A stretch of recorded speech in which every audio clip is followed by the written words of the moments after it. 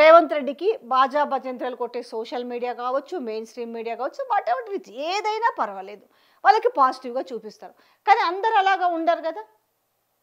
ఇందులో సోషల్ మీడియానే కాదు, సోషల్ ప్లాట్ఫామ్ వేదికగా చాలామంది సమస్యని వెలికి తీసి ప్రశ్నించాలనుకునే వాళ్ళు చాలామంది ఉంటారు కదా.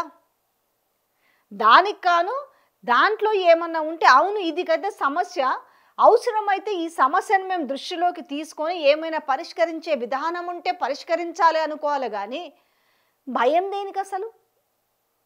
దేనికి భయము? పెడతారు రౌడీ షీట్స్ అంటే భయపెడుతారు అంతే కదా. ఇప్పుడు మీరు చేసేది ఏంది?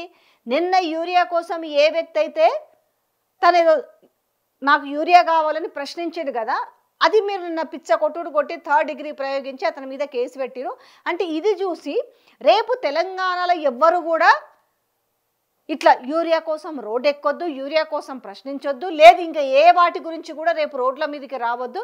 ఎవడైనా ఏ సమస్య వచ్చినా ఇంట్లోనే ముక్కి మూలిగి ఏడ్చి సావాలి తప్ప ఎవ్వరు కూడా గొంతెత్తి ఇగో ఇది నాకు ఈ సమస్య ఉందనేసి క్వశ్చన్ చేయకూడదు. ఇది ఎంతవరకు సమంజసము?